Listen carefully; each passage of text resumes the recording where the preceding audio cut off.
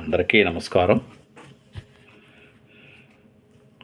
కేంద్రంలో అనేక మంత్రి పదవులు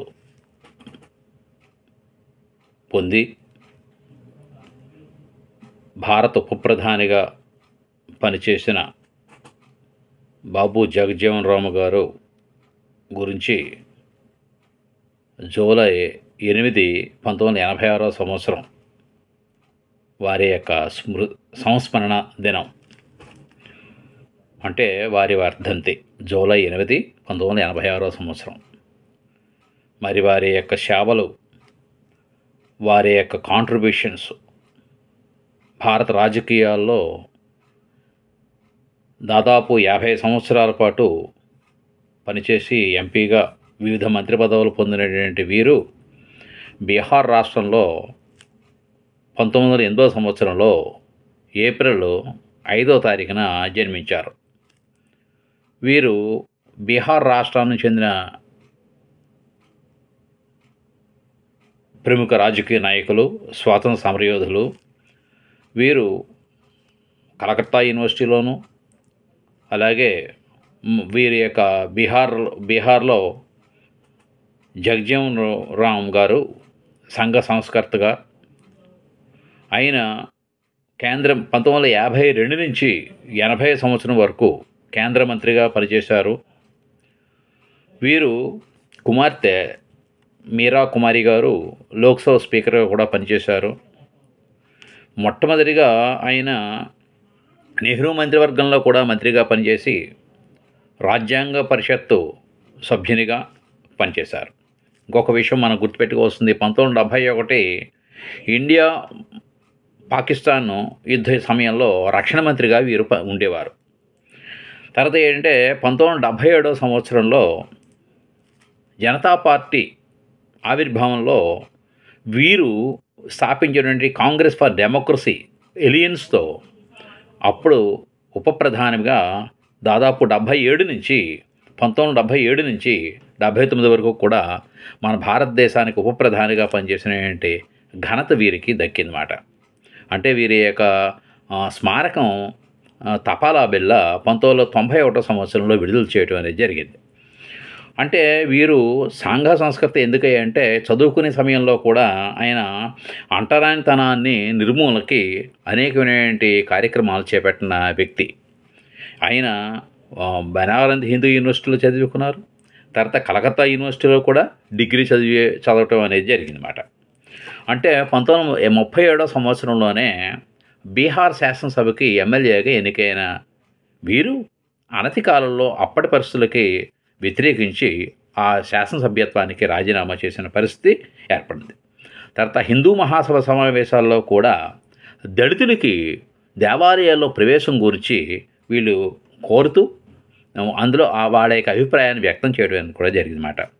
అంటే భారత స్వాతంత్ర పోరాటంలో, అంటే క్విట్ ఇండియా ఉద్యమం సమయంలో అందులో పాల్గొని జైలు శిక్షకు కూడా వీరు అనుభవించారన్నమాట.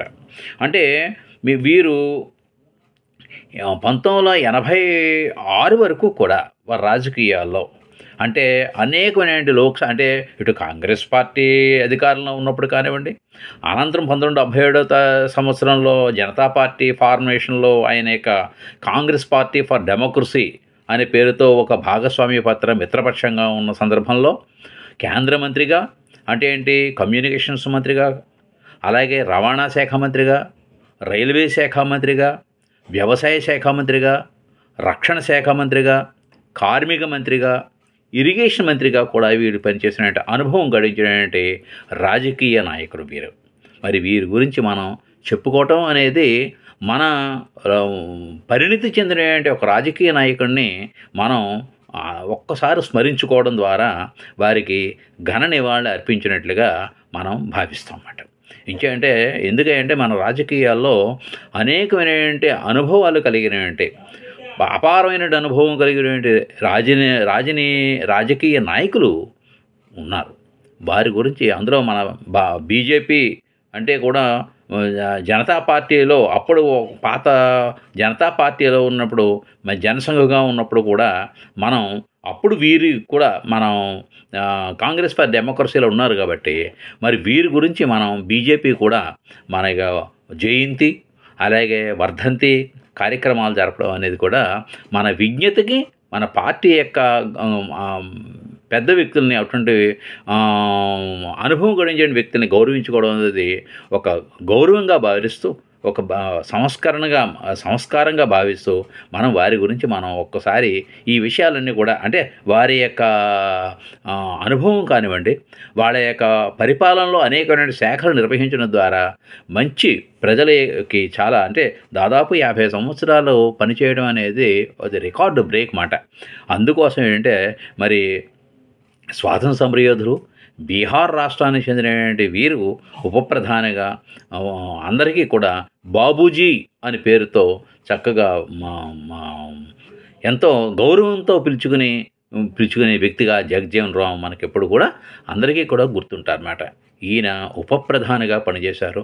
తర్వాత ఇండో పాక్ యుద్ధ సమయంలో ఈయన రక్షణ శాఖ మంత్రిగా కూడా పనిచేయటం అనేది జరిగిందన్నమాట. అంటే రాజ్యాంగ పరిషత్తు సభ్యుడిగా పనిచేశారు. తర్వాత ఏంటంటే నెహ్రూ గారి మంత్రివర్గంలోనే ఆయన మంత్రిగా కూడా పనిచేయడం జరిగింది.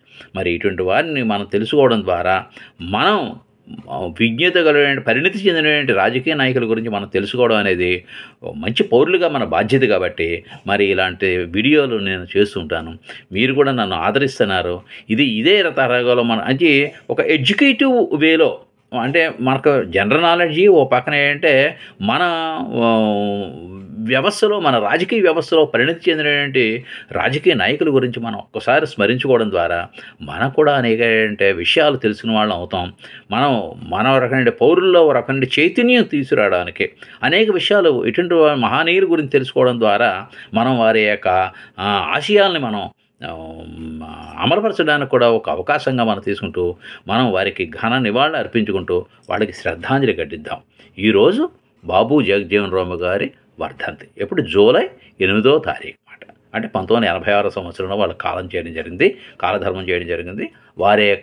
వారికి శ్రద్ధాంజలి ఘటిస్తూ మీ దగ్గర నుంచి సెలవు తీసుకుంటున్నాను.